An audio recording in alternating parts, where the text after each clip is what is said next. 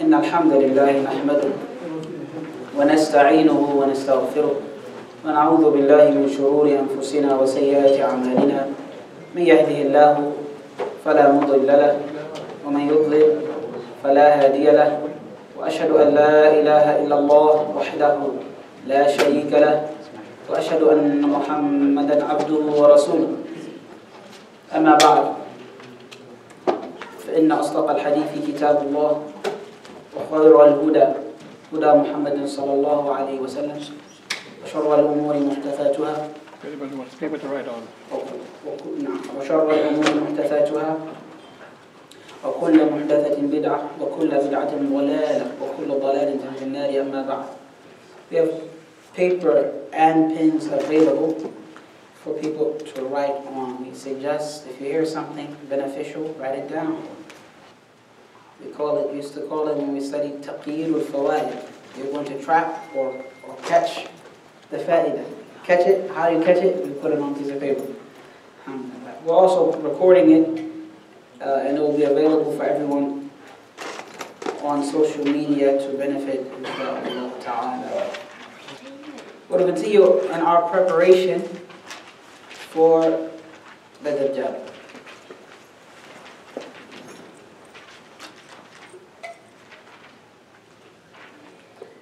What will indicate that the Dajjal is about to come out? Some of the indication that will help us understand that the Dajjal is about to appear. Shuraik narrated that she heard the Prophet ﷺ say that people will flee from the Dajjal in the mountains.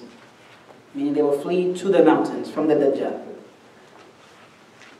Shuraik then asked the Messenger of Allah, saying, O Messenger of Allah, where will the Arabs be on that day? He said, the Arabs will be few. The Arabs will be few. And we are like that right now. The Arabs are few, especially in regards to the rest of the Ummah of Muhammad sallallahu alaihi wasallam. So if you compare even the Arabs to like the Indonesians and the Malaysians, even the Indo-Pak, India and Pakistan, Muslims, the Arabs are becoming fewer and fewer and fewer and fewer in number. So that's the first thing. There will be the Arabs will continue to be small and small in number, decrease in number. Another thing that will let us know that the Dajjal is about to appear is the great battle of Constantinople. Constantinople is present-day Istanbul. There will be another battle for it. Apparently, the Christians will win it, will battle for it and have an influence over it.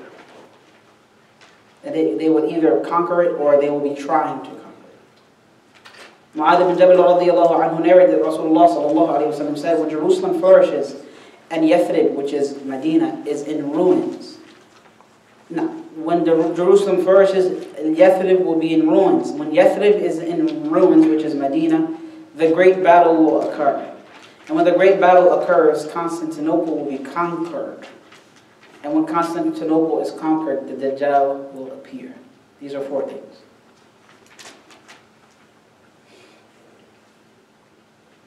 Another thing that will let us know that the Dajjal is about to appear is the conquest. That Nafi' ibn Utbah narrated, we were on the campaign with the Prophet ﷺ and some people came to him from the west wearing woolen clothes. They met him by a hill and they were standing.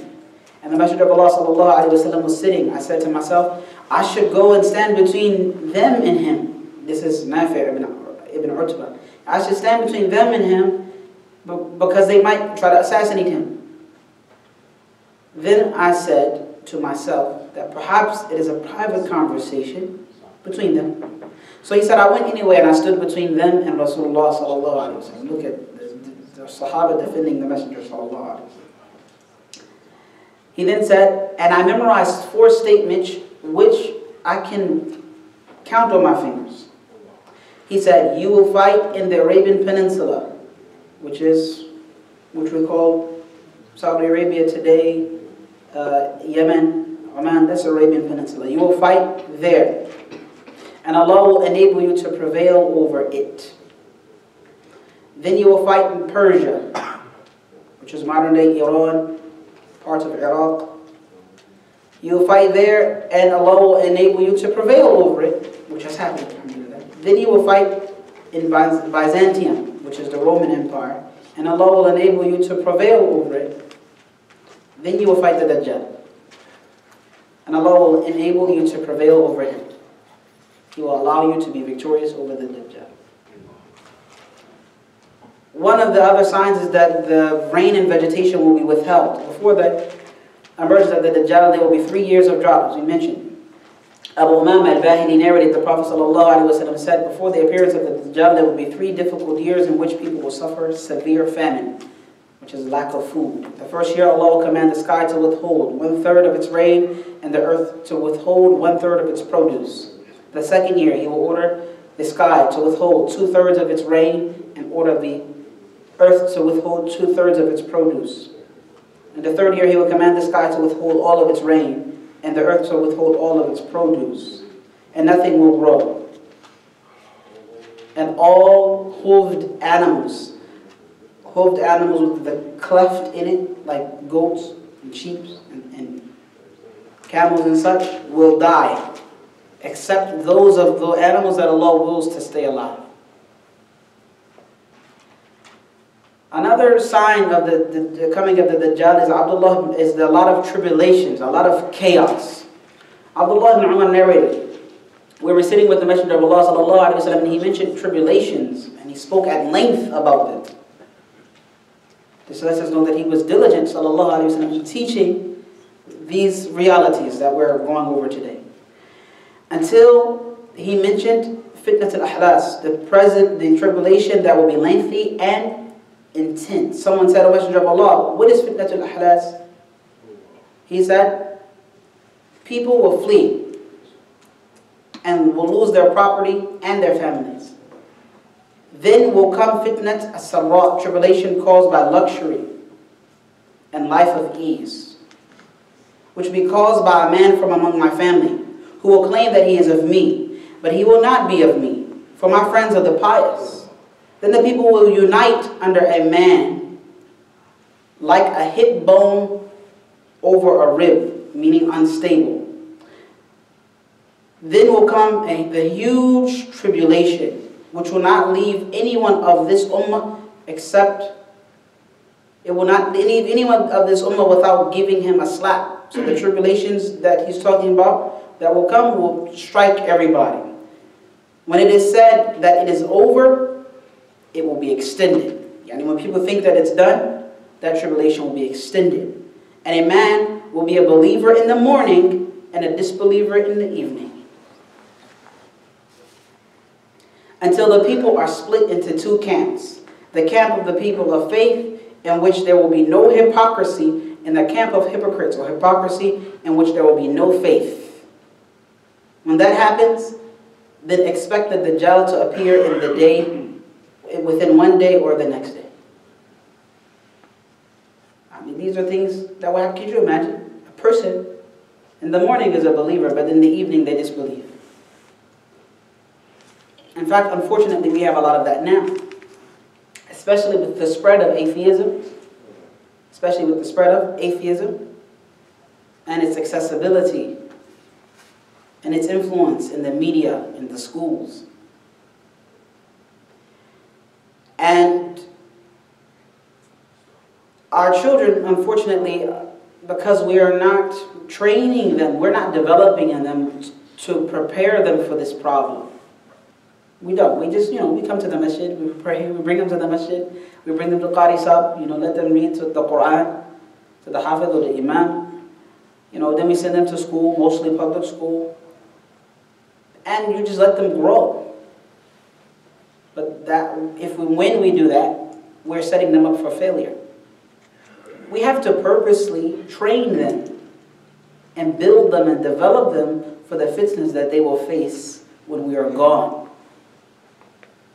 And that cannot happen by us just sitting around, watching the television, and going to work and coming home and going to sleep. It's not going to. We have to literally train our children to protect them from atheism, which they've been learning their whole life through the school system. They've been learning atheism.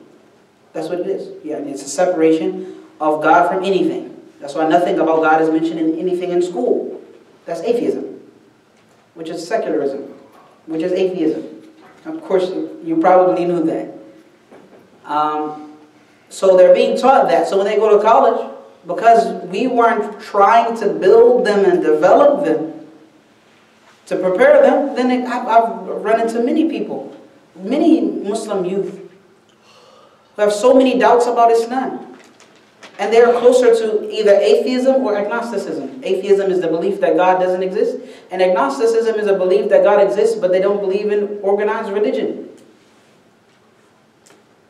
So these are tribulations that we're facing now. And Rasulullah said that it's one of the examples of the tribulations that will happen then. A person will be in the morning a believer, and by the evening they're a disbeliever.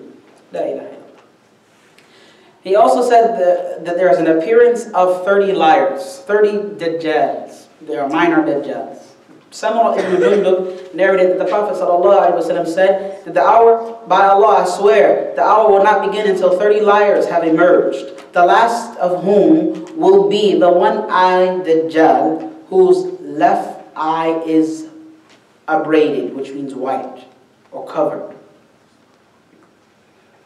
So there will be 30 Dajjalun, 30 small Dajjals who appear and teach these lies and misguide the people until the last of them will be the Dajjal himself. How will the Dajjal emerge? How will he emerge?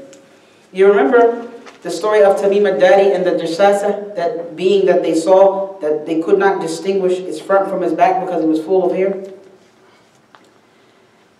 They said about the Dajjal that he was a man of large build. Right? And the conversation occurred between him and them. And he told them that he was the Dajjal and that he would emerge one day because of a single instance of anger. Meaning he will break the chains and emerge. He will become angry at something, and he will break these chains, and he will come out and walk amongst the people. So what is the cause of his appearance? Ibn Umar said, I met Ibn Sayyad.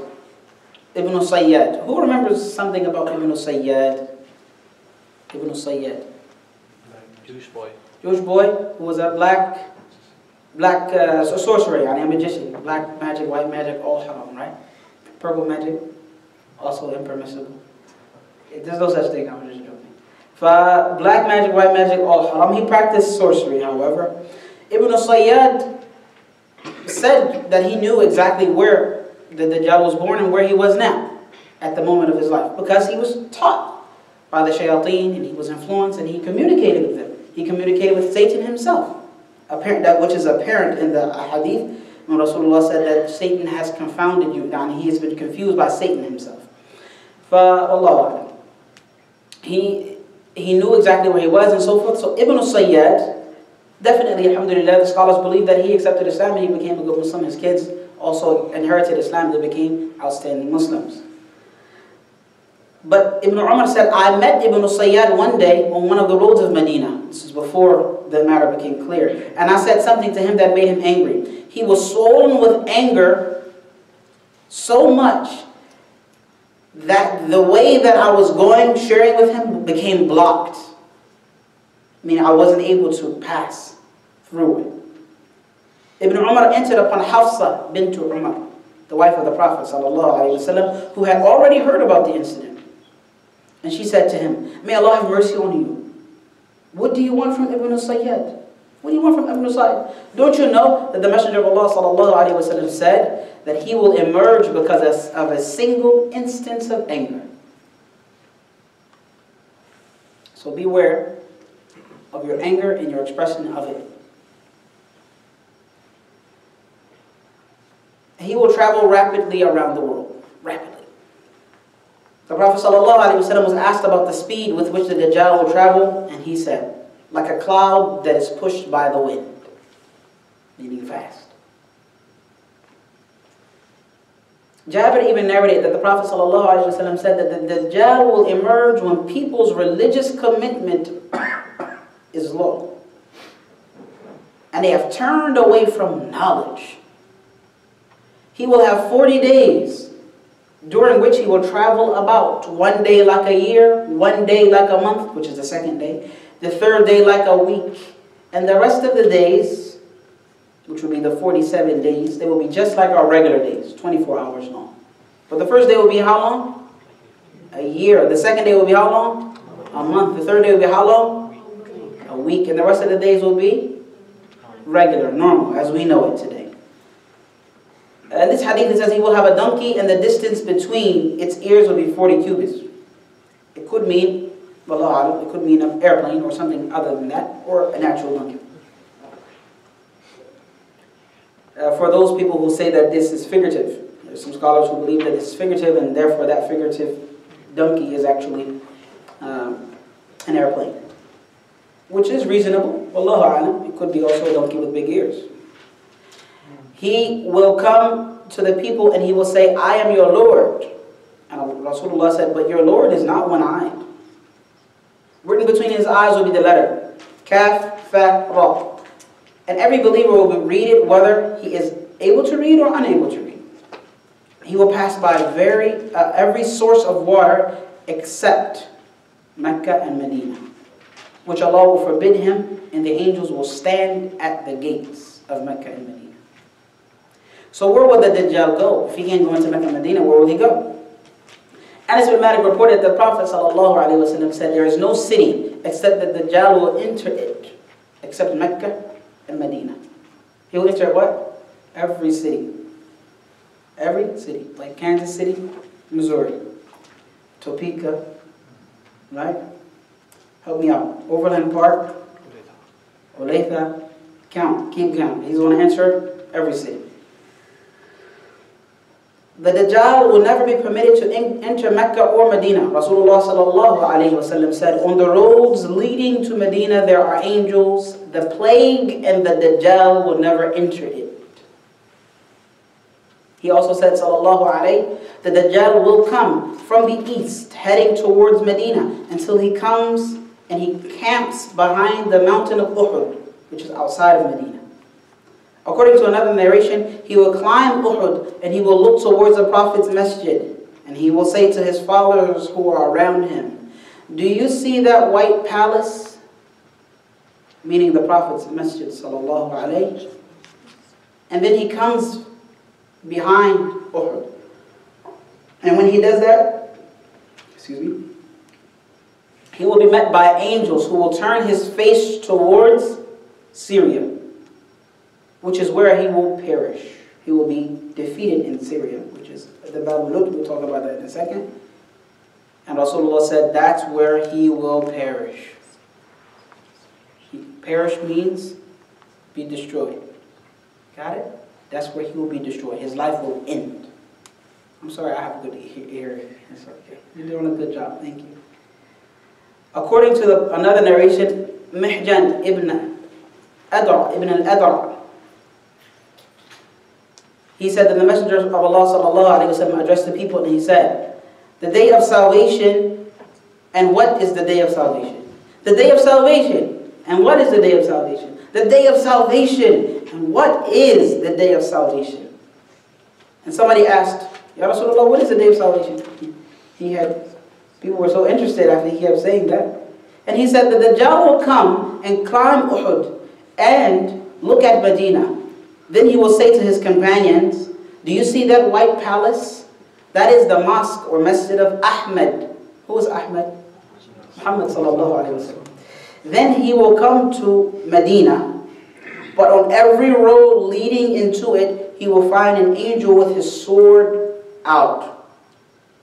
He will come to sit on the salt marsh of Al-Jurf and pitch his tent there. Then Medina will be shaken with 3 earthquakes, and no hypocrite, whether man or woman, and no evil person, a man or a woman, will be left in Medina. They will all go out to him. That is the day of salvation. meaning Allah saves the people in Medina, and He doesn't save the evildoers and the hypocrites. They all come out to meet the Dajjal. And the only ones who remain in Medina are the believers. See how beautiful belief is? Iman is a beautiful thing. I think that myself, me, and the Ummah of Muhammad sallallahu alaihi wasallam, we underestimate Iman. I think we underestimate it. We don't really look at it like, wow, Iman, you know. But we should. Just like we enjoy those cars and those nice houses and that money and those nice chandeliers, and you see something like that, you say, wow, that's awesome. You should say that about Iman, because Iman is even more awesome. May Allah make it easier for us. He sallallahu alayhi wa sallam then said, there will be no part of the earth left that the Dajjal does not enter except for Mecca and Medina. So he will spend his whole time going around. And last he will come to Mecca and Medina, and then he will be turned towards Syria, that's where he will be finished. On every road leading to them will be angels standing in guard. So he will camp on the salt marsh. Salt marsh is just that. It's a stone that consists mostly of salt.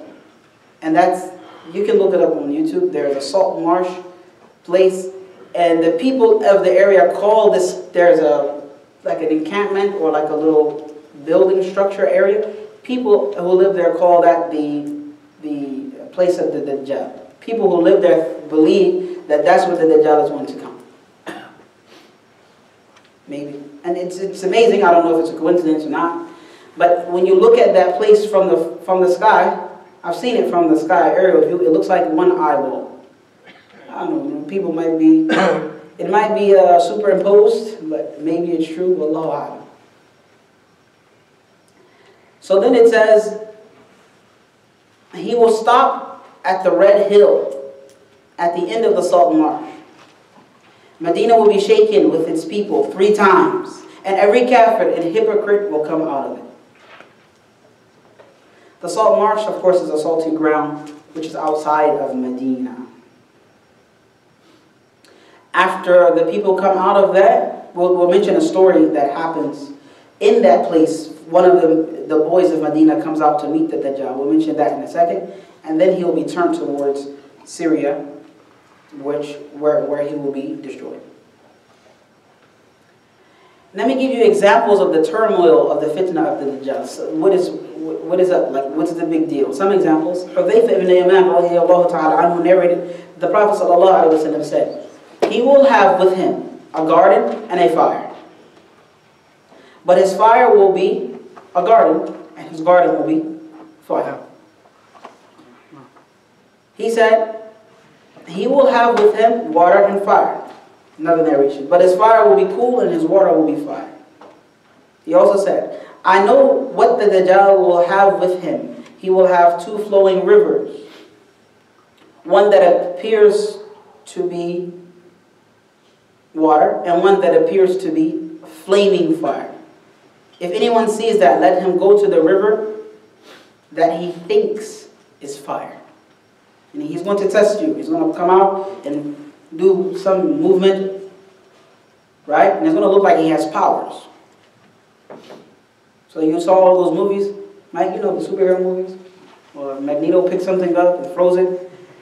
You know what I mean? This stuff is going to actually, people are going to see the Dajjal doing that. It's scary.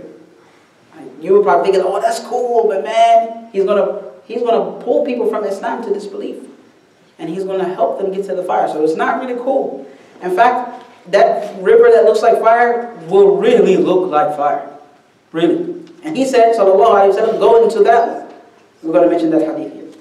He said, as for that which the people will think is water, it will be burning fire. And as for that which the people think is a fire, it will be sweet and cool water. Whoever amongst you sees that, then he should plunge into what he thinks is fire, what looks like fire, because it is sweet and cool water. The Dajjal will be able to influence inanimate objects. Objects, he will be able to influence them. That doesn't mean he's sitting here like picking up chairs, for example, from here. I don't think he's doing tricks. But I think that, as Rasulullah mentioned, he's going to be doing all of these things with a purpose, trying to get people to believe that he's God on earth. And Nawas ibn Sam'an radiallahu anhu reported that Rasulullah sallallahu alayhi wa sallam said that he will come to a people and he will call them, and they will believe in him. Then he will command the sky to rain, and he will command the earth, and it will bring out its produce, its vegetables, and its fruits. Their herds will come back to them in the evening with their humps high as they were ever before, and their udders will be full and their flanks will be stretched. So these animals will be like so full and healthy and milk and everything. He will come to another group of people and he will invite them, and they will reject what he says. So he will leave them and they will be afflicted with drought. So that no water will come to them as a test for them. And all of their crops will thereby die, and their animals will be dying. He will pass by even some ruins, and he will tell the earth, bring forth your treasures. And the treasures from the earth will come out and follow him like a swarm of bees. Could you imagine you go to some earth and you say, come, gold, come out. Diamonds, come out. Rubies, come out. And it just comes out of the ground. And it just follows him wherever he goes. That's deep. And people see that, they're going to be like, he must be God. He must be God. May Allah say this. He will say to a Bedouin person, what do you think? What if I resurrect your father and your mother for you? Will you then witness that I am your Lord? The Bedouin man will say, yes. Then two devils will appear to him in the form of his mother and his father. And these two devils will say to him, my son, follow him. He's your Lord. Could you imagine? This lets you know that shayateen can come in the form of individuals at any moment. Any moment. And Shaitan himself, Iblis, if you read, for example, the stories of the prophets, the book by Ibn Kathir that's been translated, you'll see him appearing to the prophets and appearing to people multiple times. Right? They can shapeshift. Sometimes, for example, they live as crows or they live as snakes and so forth. But don't worry, they cannot harm you unless you allow them in. And how do you allow them in? By leaving your prayers, by leaving your fasts, by committing evil deeds. By that, you let them in. And if they want to influence you, they can, because you don't have a protection. But if you protect yourself with dhikr, mentioning Allah, reading the Quran, doing sadaqah, being nice to your parents, being nice to your spouse and your kids, being nice to your neighbors, these good deeds will actually protect you. Believe it. Also, he will call a youthful man, a young man, and he will slice this young man in two. Then the Dajjal will say to the people, look at this slave of mine. I will resurrect him, and he will claim that he has a Lord other than me. Watch this.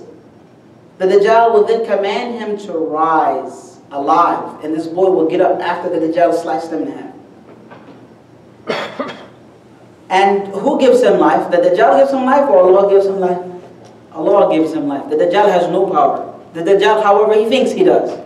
Right? But Allah is just allowing this stuff to happen, because He's testing the people. He's testing the believers to prove that they actually believe, and He's testing the disbelievers and the hypocrites to prove that they actually don't believe.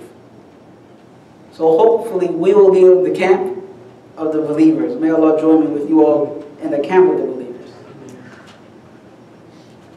So then, he will think that he had been given this boy life, but Allah gave him life, not the Dajjal. So when the two halves of this boy come back together, the Dajjal will say, who is your Lord? And the young man will say, my Lord is Allah, and you are the enemy of Allah. You are the Dajjal. And we're going to talk about this specifically later, this particular story, this young man, brave young man, in a minute. Incorrect. What are some of the incorrect beliefs about the Dajjal? Mughira ibn Shu'bah radiallahu anhu narrated, no one asked the Rasul sallallahu alayhi wa sallam about the Dajjal more than I did. I always ask him, and what about the Dajjal this? What about the Dajjal that? So guess what? If you ask me again and again, you're following Mughira ibn Shu'bah, which is good. And if I answer you again and again, then I'm answering you just like Rasulullah answered his Sahaba. It's okay. So some people say, brother, some kids get obsessed with this particular topic, and some teachers teach it in a way make the kids so afraid that the kids are having nightmares at night. Could you imagine? I've heard this of brothers. One brother said to me one day when I was about to teach a kid, he said, hey man, don't talk about the Dajjal, man. My kid, she was having nightmares when, but it's usually the way the teacher is teaching it. The teacher has to reinforce the student to help them understand that the Dajjal is a weak human being. Weak. He cannot do anything. He just thinks he's doing these things. So there's no need for you to have nightmares about him. And if you do wake up, when you wake up, if you do have a nightmare, say, oh Allah, protect me from Dajjal. And Allah will protect you from Dajjal. Mughira ibn Shu'bah, he said, no one asked Rasul sallallahu alayhi wa sallam about the Dajjal more than me. And I asked about him, and he said, my son, why are you so concerned about him? He will never harm you. Like, what's up? He won't harm you. I said, they are saying that he will have a river of water and a mountain of bread. Now Rasulullah sallallahu alayhi wa sallam said, he is too insignificant before Allah for that. Meaning, for him to have a mountain of bread, he is not that important to be given a mountain of bread. So people think, and I used to think too, that the Dajjal comes with a mountain of bread and a mountain of food and tells people, follow me and I'll give you food. I used to think that until these hadith like this straighten that out. So that's one of the incorrect beliefs about the Dajjal, is that he will have a mountain of bread. Who are the followers, of the Dajjal? The Jews. The Jews. He will be followed, however, by many people. And Anas bin Malik radiallahu anhu said that Rasulullah sallallahu alayhi wa sallam said 70,000 Jews of Isfahan will follow the Dajjal wearing shawl-like garments. And the rabbis would wear this very decorative shawl, and usually at the bottom it has these lines going across, straight lines going across it, and it's clear, or white. Abu Hurairah narrated also that Rasulullah sallallahu alaihi wasallam said that the Dajjal will camp at Khuz and Kirman. Khuz is called Khuzistan right now, and Kirman is still Kirman, and Isfahan in Iran is still Isfahan. With 70,000 people whose faces will be like hammered shields. This means that their faces will be wide and fleshy. So the description of those individuals that will follow him is as if their faces are like shields. When you make a round shield like this, they will have wide faces. Right now, Isfahan has officially 25 to 30,000 Jews living there. And you can find more about the Jews of Iran by going to a website called iranjewish.com. If you want to know just more about them and understand what's going on over there. The Prophet Muhammad mentioned specifically 70,000 of them will follow him.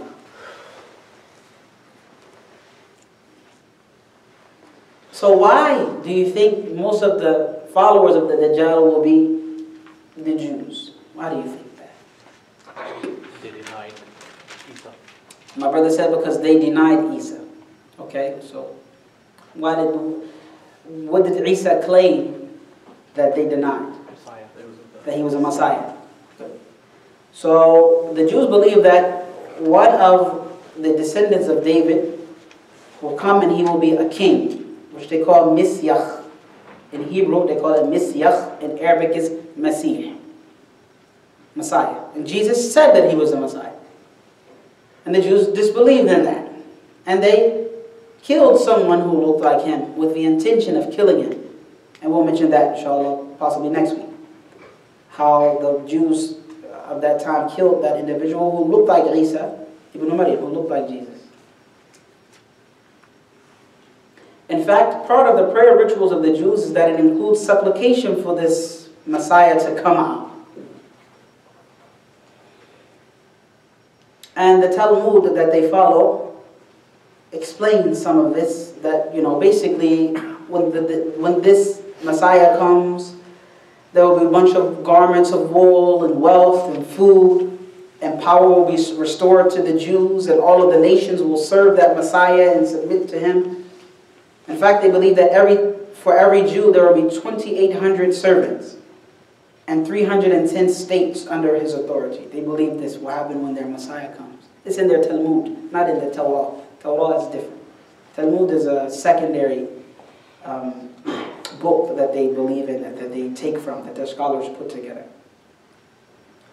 What about the disbelievers and the hypocrites? Anas ibn Malik narrated that the Prophet ﷺ said, no part of the earth will be left except that the Dajjal will enter it and basically conquer it.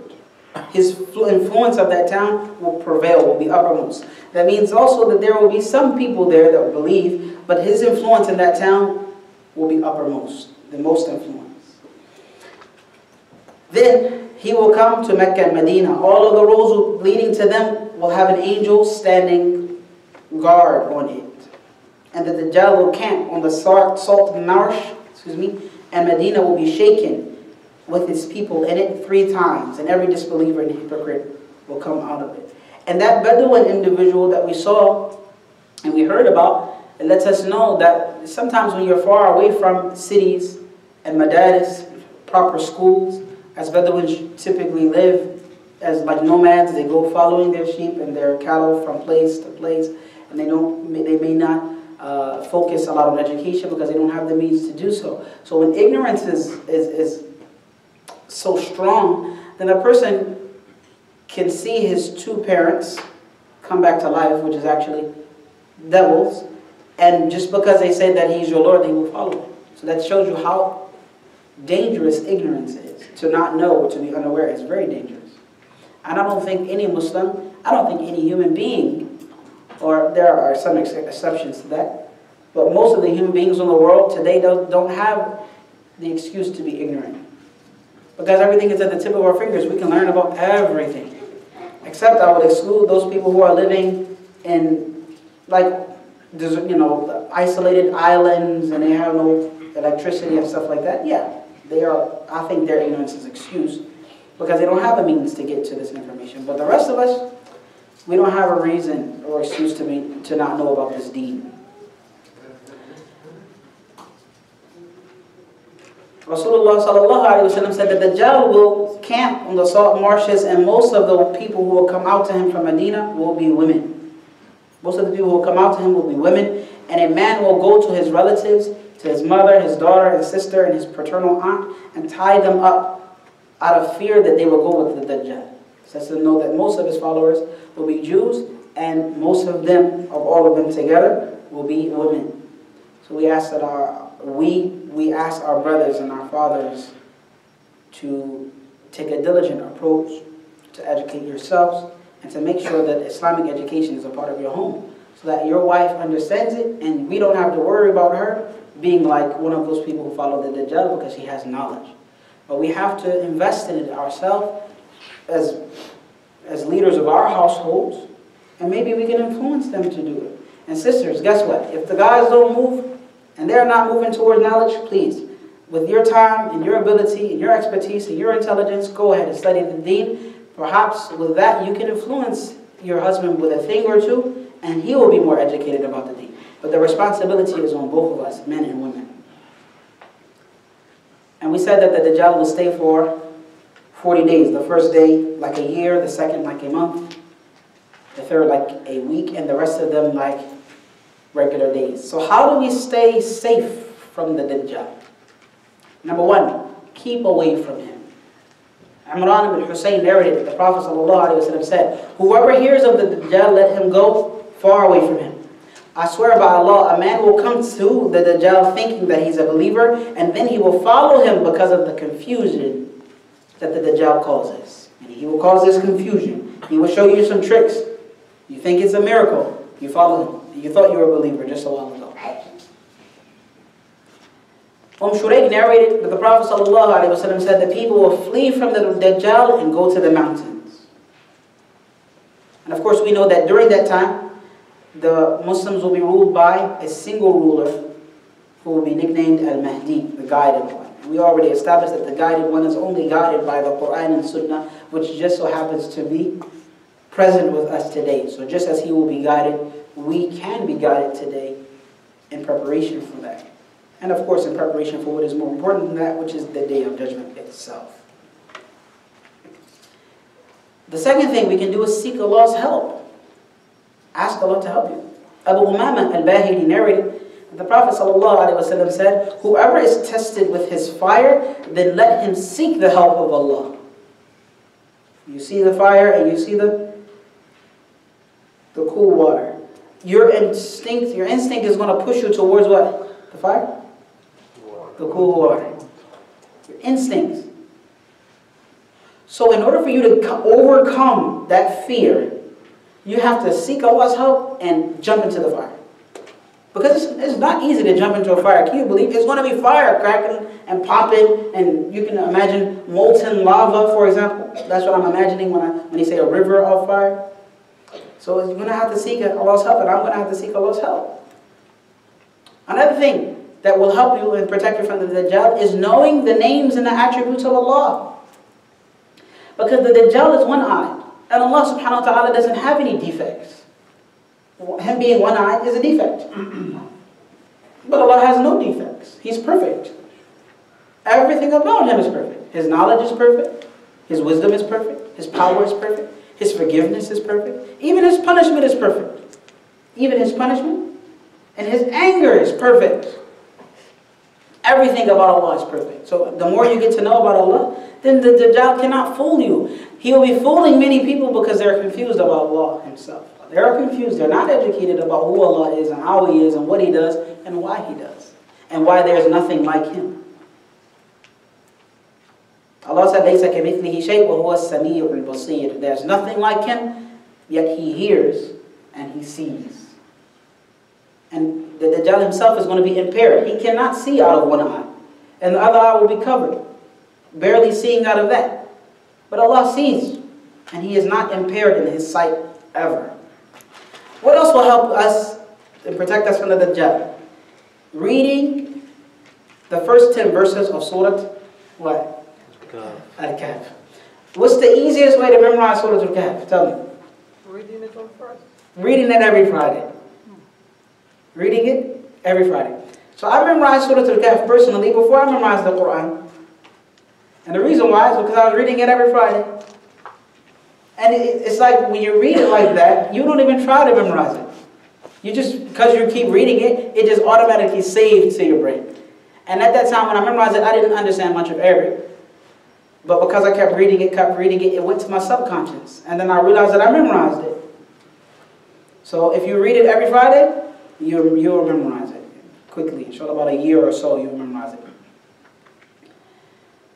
Abu Darda narrates that whoever memorizes 10 verses of Surah Al-Kahf will be protected from the Dajjal. And those are from Alhamdulillah alladhi anzala ala abdihi al-kitab wa lam yaj'al lahu 'iwaja to إِذْ أَوَى الْفِتْيَةُ إِلَى الْكَهْفِ فَقَالُوا رَبَّنَا آتِنَا مِنْ لَدُنْكَ رَحْمَةً وَهَيِّئْ لَنَا مِنْ أَمْرِنَا رَشَدًا. So from there to there, which means all praise is due to Allah who sent to His servant the book, and He did not make therein, meaning in the book, any crookedness. Oh, what you talking about? Allah said about the book, there's no what? Crookedness in it. Are you kidding me? Allah said there's no what? Crookedness in His book. But where are we going? The opposite direction. For the most part, Muslims don't care much about the Quran. We have, different cultures that we have established, like reading it, starting the Bismillah, and then having the Bismillah party. And then at the end you're having, Ameen party. These cultures that we started, mashallah, our kids, they read the Quran. We might read it for a wedding or read it for a funeral or what have you. But that's not what the Quran is for. The Quran is for guidance, to guide me and to guide you. Allah says there's no crookedness in this book. Allahu Akbar. From there to إِذْ أَوَى الْفِتْيَةُ إِلَى الْكَهْفِ, when the group of young men went and sought refuge in the cave, and they said, "Oh our Lord, give us from you, grant us from you mercy. Grant us mercy from you, and facilitate or make it easy for us to be guided and upright." That's just the basic meaning of that. So why do you think you read the first 10 verses of Surah Al-Kahf to save you from the Dajjal? Why do you think that? Think about it. The story of the boys. What were the boys running away from? a tyrant king. They were running away from persecution, which means torture. And they were running away from being killed, possibly because of their faith. They ran away. Whose help did they seek? Allah's help. So what did Allah do for them? He saved them and put them to sleep in the cave for how long? 309 years. 309 years. That's 309 years solar and 300 years lunar. Wallahu a'lam. Did they know that was going to happen? Pre-planned? They knew that, we're going to go in this cave and we're going to sleep so long and we won't have to worry about food or anything. Did they know that? No. All they did was say, Allah, save us. That's how beautiful faith is. That's how beautiful it is. Because Allah will work miracles for you. Were they prophets? No. They were just young men. And Allah saved them for 300 plus years. Could you imagine 300 years? And their bodies are flipping, as Allah said, flipping back and forth to keep it from dying on one side. And He kept even the dog alive. And they didn't need food or drink or anything. That means when you drink something when you're thirsty, is it the water quenching your thirst, or is it Allah quenching your thirst by the water? Allah is quenching your thirst. It's not the water. When you eat something and you are hungry before eating, is it Allah satiating your hunger, which means satisfying your hunger, or is it the food satisfying your hunger? Allah is satisfying your hunger. You see? Nothing happens except by the will of Allah. You can't sit down except with Allah's permission. And you and I cannot stand up or speak except with Allah's permission. For example, just another example to help us believe in what Allah can do and that everything that happens is by Allah's leave, by His permission, by His power, by His knowledge, by His might. Allah mentioned in the Quran that people on the Day of Judgment, the disbelievers, will be walking on their faces. Walking where? On their faces. The Sahaba asked, Ya Rasulullah, how is that going to happen? Rasulullah said, the one who made them walk on their feet in the earth, in the world, is the same one who will make them walk on their faces on the Day of Judgment. As if to say, what's the big deal? He made them walk on their feet. You only walk on your feet because Allah allowed you to do so. He taught you how to do it. So those people will walk on their faces on the Day of Judgment because they disbelieved in Allah. Simple as that. So everything that happens is by Allah's permission. Let us remember that. Let us believe in that. So Allah saved those boys. So because Allah saved those boys from that tyrant king and let a miracle happen, Allah will save you and I from the Dajjal because we read those 10 verses. Even if you recite Surah Al-Kahf, the whole thing, you'll be protected by the Dajjal. Abu Sa'id al-Khudri narrated that Prophet Muhammad said, whoever recites Surah Al-Kahf as it was revealed and is alive when the Dajjal appears, he will never have, meaning the Dajjal will never have any power over him, and he will not have any way to tempt or confuse that individual. He won't be able to even confuse you. He'll show you all the tricks. You won't care because you read Surah Al-Kahf. See how powerful that is? Allahu Akbar. May Allah awaken us. May He wake us up to these realities and the beauty of His book and the beauty of following the Rasul Sallallahu Alaihi Wasallam's way. Guidance is a wonderful thing. Being guided is a wonderful thing. Another way to protect you from the Dajjal is to go to Mecca and Medina. Why? Because the Dajjal cannot enter it. But make sure if you go to Medina, we have to make sure your iman, you have to make sure your iman is correct. I have to make sure my iman is real. That I'm not being a hypocrite or anything like that. May Allah save us from hypocrisy. No one knows if they're a hypocrite until they meet Allah subhanahu wa ta'ala. Sahaba were worried about hypocrisy themselves. No, it's not befitting that a believer say, I'm a believer. No, if you're a believer, be a believer and hope that Allah will accept it. Because if your iman and my iman is not checked and not right, when we go to Medina, we'll be running out of it to go meet the Dajjal. Right? May Allah keep us safe. How else can you be protected by the Dajjal? You ask Allah Jalla wa Ala to protect you from the Dajjal at the end of your prayers. Rasulullah sallallahu alaihi wasallam taught us that at the end of the prayer, You say, Allahumma inni a'udhu bika min adhab al-qabr, wa min adhab al-nar, wa min fitnat al-mahya wal-mamat, wa min fitnat al-masih al-dajjal. Every prayer, you ask Allah to protect you from the Dajjal. That's how important it is. Which means, oh Allah, I ask your protection from the trials and difficulties of the fire. As well as I ask your protection from the trials and the difficulties of the grave.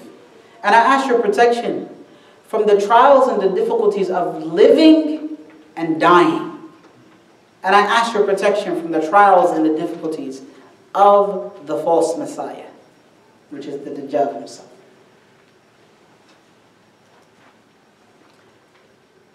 How else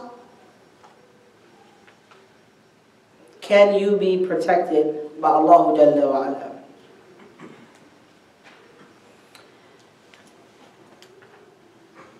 As-Sa'ib ibn Juthama narrated that the Prophet ﷺ said, the Dajjal will not emerge until people no longer mention him. What does that mean? The Dajjal will not come out until people don't mention him anymore. What does that mean? People wouldn't even think he's going to come. Yani people become ignorant. People don't think he's going to come. Did you know there's a large movement, even in the Arabs and non-Arabs, even Muslims, that the Dajjal is just fake. It's figurative. It's this, it's that. Large movement. They don't think he's even going to come. That's a part of ignorance in him. So people won't mention him. They won't mention him on the pulpit. Alhamdulillah, I'm mentioning him right now. So hopefully he's not going to come anytime soon. But people won't mention him and he will become a thing forgotten. People will forget about it for the most part. There will be people who know because the knowledge will remain. Knowledge will always be there for us, alhamdulillah. You just got to seek it. You just got to get it. You just got to learn it. But a lot of people, most of the people will forget. So therefore, in addition to that, what else you can do? Arm yourself with Islamic knowledge. Islamic knowledge is a protection for you. It will help you understand. It will protect you from fitnas, which is trials, and tribulations. It will also protect you and I from desires and doubts. When you see people come to someone to get them off of Islam, they usually talk this doubt, that doubt. They say this doubt. What do you think about that? What do you think about that?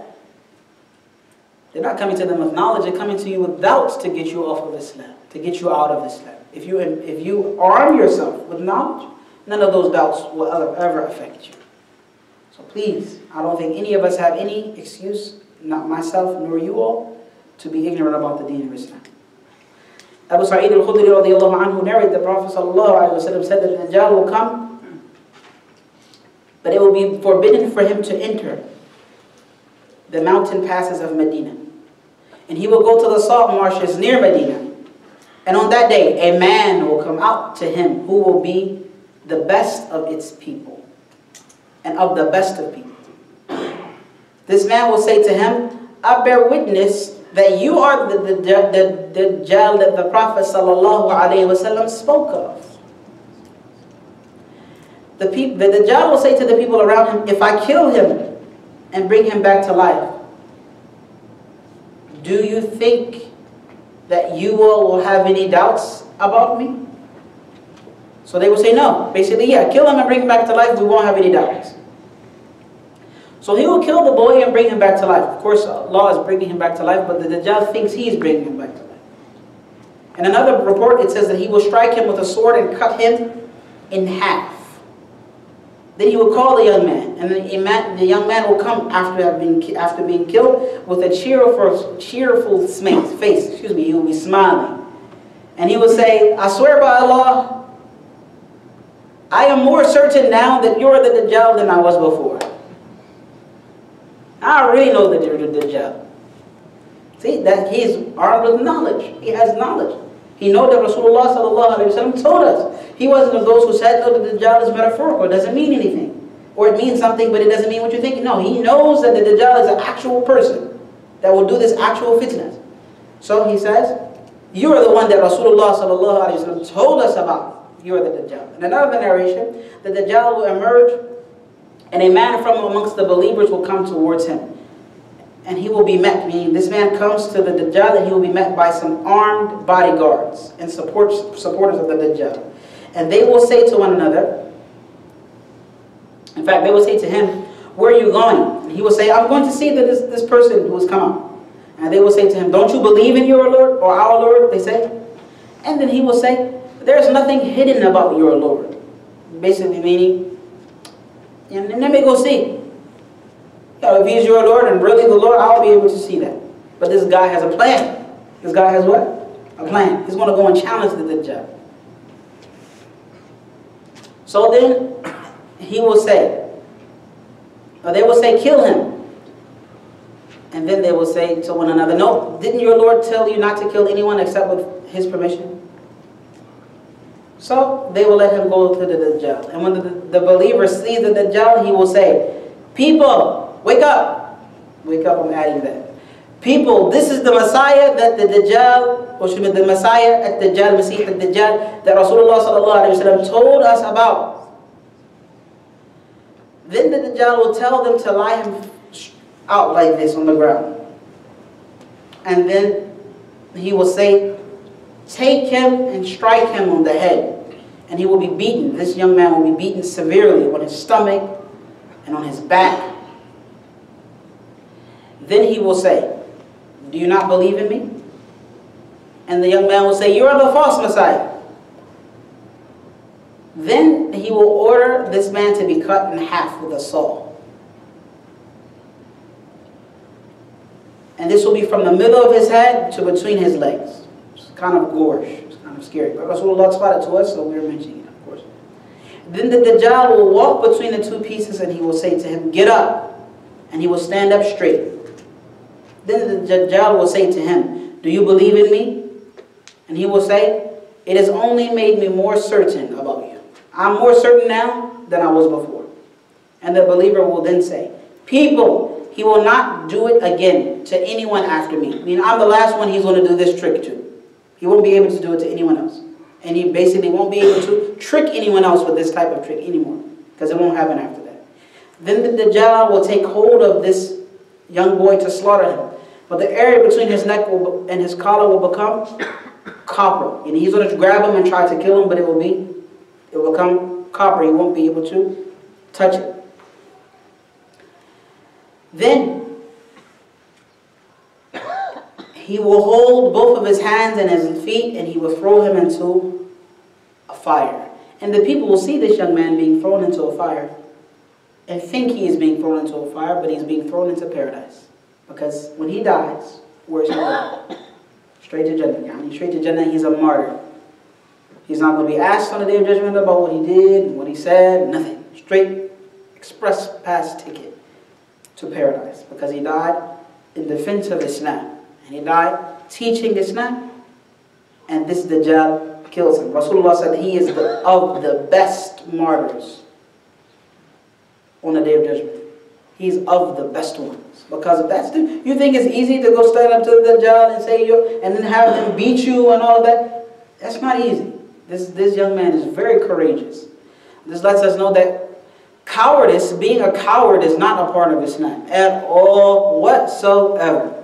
There's nothing in Islam about being a punk or a coward. Islam teaches us to be courageous, to have dignity, to have honor, to stand up for what's right, to teach people the truth. That's what Islam teaches us. There will also, how else do you protect yourself from the Dajjal? You prepare for war against the Dajjal. Meaning with the believers at the time of the Dajjal, which is the Mahdi and others, you will prepare for war against the Dajjal, to fight him. Abu Hurairah radiallahu anhu narrated that Rasulullah sallallahu alayhi wa sallam said, while they, meaning the Muslims, are preparing to fight and forming their ranks, the Aqama will be called. And then Isa ibn Maryam will come down.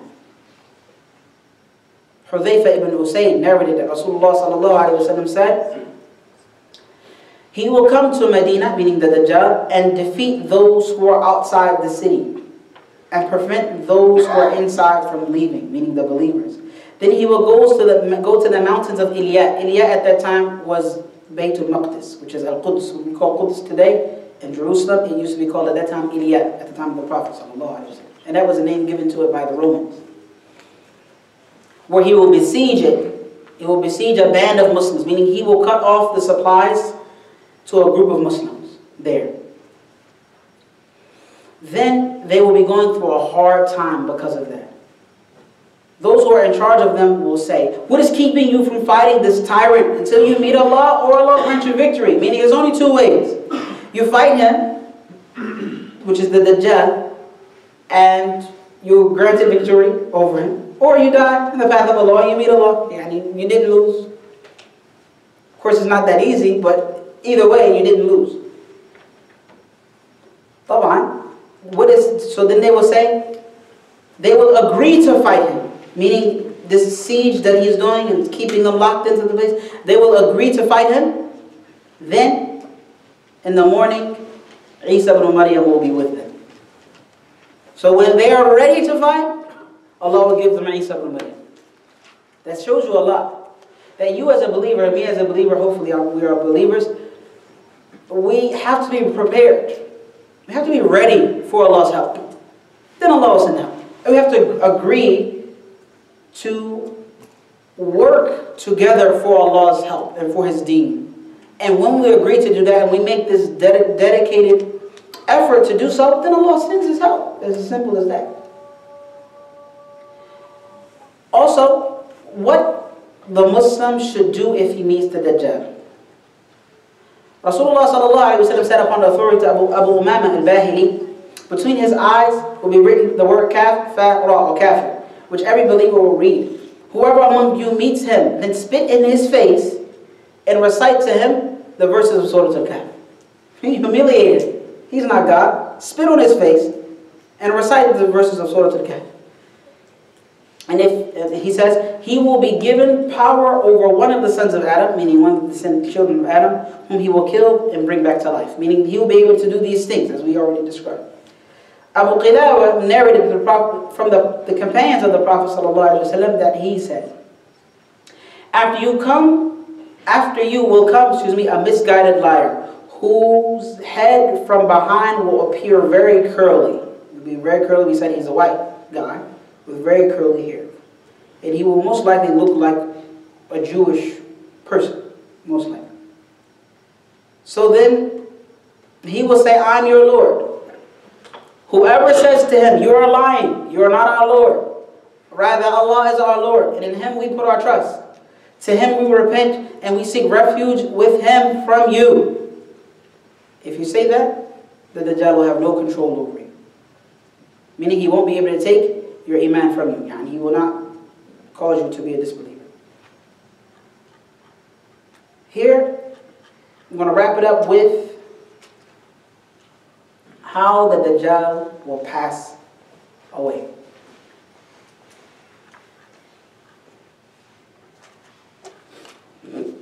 Excuse me. Abu Hurairah radiallahu anhu narrated that Rasulullah sallallahu alayhi wa sallam said that the Dajjal will come from the east. And he will head for Medina until he camps behind Uhud, when the angels will cause him to head towards Syria, and then he will die. Meaning there. And of course Syria at that time was called Sham, which included Jordan, Lebanon, Syria, and Palestine. Right? And I might be, if I'm missing something, I apologize. So basically that area was Sham. That's where he's going towards, that area, and then he will be killed there. But the one who kills the Dajjal will be Isa ibn Maryam. Majma' ibn Jariyah narrated that the Rasul said that the son of Maryam will kill the Dajjal at the gate of Lud, which is a city. It's a city there now. Look it up, L-U-D-D or L-O-D in Palestine. It's there. It's there today. That's where the Dajjal will be killed. Abu Hurairah narrated that the Prophet ﷺ said, while they, meaning the Muslims, are preparing to fight and forming their ranks, the Iqamah will be given and Isa ibn Maryam will descend. According to another narration, he, meaning Isa, will descend to the white minaret in the east of Damascus, wearing 2 garments lightly perfumed with saffron, placing his hands on the wings of 2 angels, meaning he will be coming down and riding these 2 angels, basically. When he lowers his head, it will drip. And when he raises it, the water scattered drops will spread like pearls. They will go in different directions. Every disbeliever who is within the range of the breath of Isa will die, and the breath of Isa will reach as far as his eyes can see. Therefore, anyone within the radius of the distance of his sight who disbelieves in Allah will die, just because he's there. Isn't that cool? Now that's cool. Now that's some superhero, stuff right there. That's Isa ibn Maryam. Allahu Akbar. That makes you feel, you feel like you love him more. Like he is awesome. Alayhi salatu wasalam. The Prophet ﷺ told us that when Isa descends and the Muslims have gotten ready for prayer, and their leader, which is the Mahdi, will go forward to pray, he will notice that Isa has descended. He will motion to Isa to pray. And then Isa is going to say, no. The Iqamah was given for you, you pray. And this is a sharaf, this is a way that the Ummah of Muhammad is dignified. That Isa ibn Maryam will come and pray behind one of us. Isn't it amazing? And Isa ibn Maryam is definitely better, more virtuous, and closer to Allah than the Mahdi. But it shows you, even that, Isa ibn Maryam is giving us the honor to lead him in prayer. One of us. Allahu Akbar. Allahu Akbar. So then, the gate, when the prayer is finished, Isa will say, open the gate. So when they open it, behind it the Dajjal will be with 70,000 Jews, each carrying an adorned sword and wearing a greenish cloak, as it is mentioned here. When the Dajjal looks at Isa, he will start to melt and dissolve. He will run away, try to escape. Isa ibn Maryam will catch up to him at the gate of Lut. And he will kill the Dajjal. And when he kills the Dajjal, he will completely dissolve. And Isa ibn Maryam will show the spear with which he had killed the Dajjal to everybody. So everybody knows the Dajjal is done. No more Dajjal. And of course, nobody who supports the Dajjal will be able to escape. Nobody. His supporters and the people who believed in him will not be able to escape. The Muslims. Whatsoever. The Prophet Muhammad ﷺ said they won't even be able to hide behind a tree or a rock, because the trees and the rocks will say, hey, come behind me. Have somebody hiding behind me. And they won't even be able to escape by hiding. So whatever goes on today in regards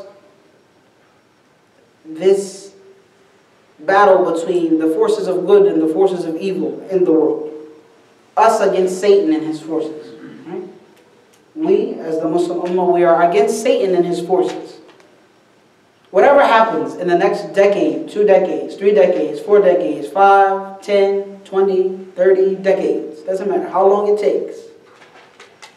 But there will be a day when Islam and Iman will be so appreciated that the disbelievers would wish they were believers. Simple as that. And those Muslims will be so dignified with La ilaha illallah Muhammadur Rasulullah that they will defeat every enemy that they have and every foe. No problem.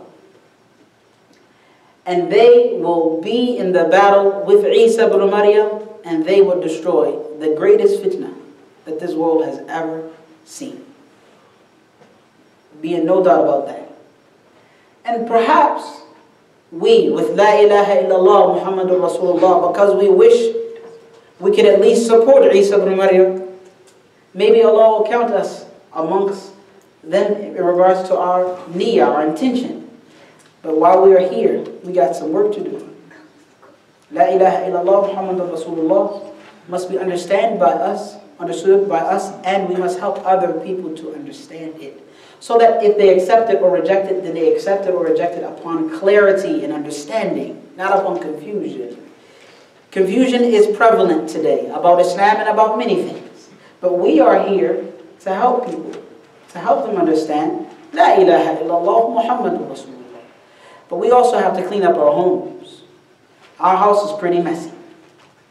We of the Ummah of Muhammad sallallahu alayhi wasallam, we have found somehow every reason to differ and disagree and dislike one another.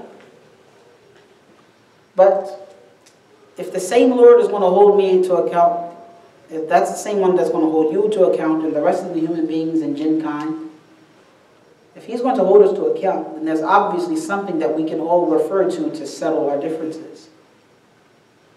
So what should we refer to settle our differences and come together? That's right. The Book of Allah and the Sunnah of Rasulullah sallallahu alaihi wasallam. And we must be prepared to give up our luggage and our baggage for that. If I'm right today about something and wrong about it tomorrow, and you show me, you say, let's follow Rasulullah. I say, let's follow Rasulullah sallallahu alaihi wasallam. I have to be ready. I have to be ready to give up any and all baggage. And every believer has to be ready. That what unites us and what makes us allies to one another is La ilaha illallah Muhammad Rasulullah. Not a subgroup or a subsect or a cult. Not a school of thought. Not a madhab. Not a skin color or dialect or culture. None of that unites us like La ilaha illallah Muhammad Rasulullah should. So if we return back to that, we'll be able to clean our houses. And when we invite the non-Muslims into our houses to see how great Islam is, they'll be amazed and stay. As opposed to being amazed for a bit and then leave because they see that we didn't have everything under control. Right? May Allah make it easy for us to understand. Any questions? Yes, sir. You mentioned earlier that a group from Sahaba, they met the Dajjal somewhere on Yes, Tamim ad-Dari. Yes. He was a Christian at that time. When he came back to Rasulullah telling the story, he accepted Islam. Yes, sir. There is any movement now or people trying to aid where the Dajjal is?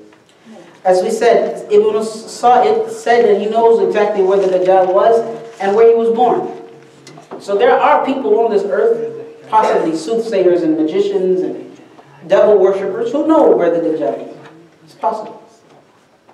And because Ibn Sayyad knew. So, I mean, all he did was worship the devil at first, initially, right?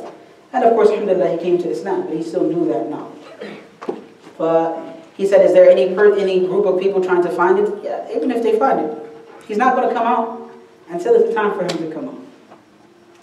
Any idea which part of the world? Rasulullah said he's in the east from Medina. So, apparently, towards the Gulf of Iran. So in that area, in the east. So he told us that's where he is. I hope nobody plans to take a trip over there. I mean, I don't want to go. I don't want to see him. Whether he's chained or unchained. Yes, sir. Sorry, repeat that. You said that he was in the east? Yeah, so Rasulullah said he's in the east. So our brother suggested the Gulf of Iran. That was east of Medina. So he's east or northeast of Medina. He's there now, yes. The demise of Dajjal and the arrival of Isa, these are related, like the time-wise. That's right. So, what is the Christian perspective of this arrival of Dajjal and demise of Dajjal and arrival of Isa? Is there any resemblance between our belief system and Christian belief system? That's a wonderful question. Is there any resemblance between us and the Christians in regards to the Dajjal and the Messiah? Yes. There is a lot of resemblance. The Jews do not believe that Jesus was the Messiah, period. The Christians believe he was the Messiah. But the Christians believe he's God and the Son of God too, which we reject. So we're in the middle between both. We believe that he was a messenger sent by God, and that he's the Messiah, and that he's going to come back. Right? And the Jews don't believe anything like that about Jesus. So we are similar to the Christians in that, except they worship him as a God beside God. And we do not, and we reject that in totality. And the concept of their concept of the Antichrist, I have not studied it in detail. I'm not all sure about that. I know they have a concept of the Antichrist, but I don't know if it's in the detail that we have. I'm vaguely remembering some verses that were explained to me by a Christian. But Christians are different denominations, and they have different takes on these issues. But generally, they do believe in Antichrist, a figure actually coming, but it's not to the detail that we have, the Prophet Muhammad ﷺ explained. And they do believe that Jesus will come and destroy him, Armageddon, and all of that stuff. It's very similar in that regard. And in regards to Mahdi, Yes. Is there any kind of similar figure in the religion? In Christian religion, not that I've come across. I have not come across anything that resembles the Mahdi in the Christian faith. Yeah, because I have been asked this question by Christians and I couldn't answer. Yeah. So we'll research it together, inshallah, and then we'll provide the answer. May Allah bless you. Yes, sir. As Muslims, we believe that, we cannot personify God or make an image for him. Right. So that's the belief of every Muslim. Everyone knows this. Right. So how can Muslims at the time of the Dajjal believe that he is God? And as an image, as he comes with one eye and, as a person. Ignorance, brother. Our brother asked, how is it that people can believe, and Muslims believe generally, that you can't do this in regards to Allah. Allah is Allah, and you don't put an image that you can actually imagine on Allah subhanahu wa ta'ala. Because you can't imagine him. You can't even imagine what's in Jannah. So you can't imagine him now, but when you see him, and when you interact with him, you know it's him, subhanahu wa ta'ala. For the Muslims at that time, and Muslims for the most part, we are ignorant about these realities. We have to study the attributes of Allah and the names of Allah and understand him for who he is. And a good way to understand Allah in the Quran is that when he ends the verse with Azizun Hakim, Shadidul Iqab, Azizun Alim, right? All of these names that he uses to describe himself at the end of the verse, there's something in the verse that he is trying to prove with his names. So that it's like a stamp of what he just said. So you'll see the relationship between his names that he used at that end of the verse has a relationship with what he just said. So that you have to, and I have to, we got to go back to that Quran and start studying it and pondering it and looking over it and looking over it again. As we understand that, we'll be protected from the Dajjal. But the people will be misguided, they will be ignorant and therefore easily misled by the Dajjal. Yes, sir. So I just want to clear one confusion. At the beginning you mentioned that there will be 4 major signs of the arrival of Dajjal. There will be fewer Arabs. Jerusalem will be in Paris. Medina will be in ruins and Istanbul will be conquered. But during the space you mentioned that 2 cities will be protected, Mecca and Medina. Yes. So what does it mean, the parish of Mecca, the parish of Medina in ruins? In ruins of Medina, it may be, I've heard it explained like this, بِقِلَّةْ عَدَدْ سُكَّانِهَا, that the people who live there will be very few, especially in comparison to Jerusalem itself. Rasulullah said that it will be populated. Jerusalem will be populated, Baytul Maqdis will be populated. And on the opposite of that, Medina will be few in its visitors and its inhabitants. So that's the ruin of it. It doesn't mean that the buildings are falling apart, type of ruin, but it means that people are not visiting it as frequently. And in fact, in another hadith, he said that a dog will come by and urinate in the masjid on one of its pillars and no one will be there to even care for it. That's how least frequented it will be, less frequented. No. Yes, sir. So you talked about the soothsayer, how he knew about the Dajjal, and how he practiced black magic. You mentioned white magic. What is that? White magic is apparently some type of positive magic, where you're using magic to do good things as opposed to using magic to do evil things. Because usually magic is used to do evil things. So a person says, I'm going to do magic to bring them two together because they're arguing and fighting over something. I'll use magic to ask the jinni to bring their hearts together. That's haram. You can't use even magic to do good things. You can only use your belief in Allah and your dua and follow Rasulullah, and that will make good things happen. You don't need magic for that. You know what I'm saying? May Allah bless you all. Sisters, I apologize, I didn't give you a chance. Please ask a question if you have. Yes, this will be our last question, inshallah. You mentioned more than one type of fitna. Did you give those types of fitna? The loss of family for one, and the other one for Prophet Eve? I'm sorry, the last part of your question? You said there by ease? Yes. Can you give the names of those? So those fitan, inshallah, we can meet after prayer. I can show you this, and then you can see the details of that, inshallah. That way you can, inshallah, restore your notes to this base. Is that okay? Okay, inshallah. May Allah bless you all. May Allah Jalla ala help us to understand.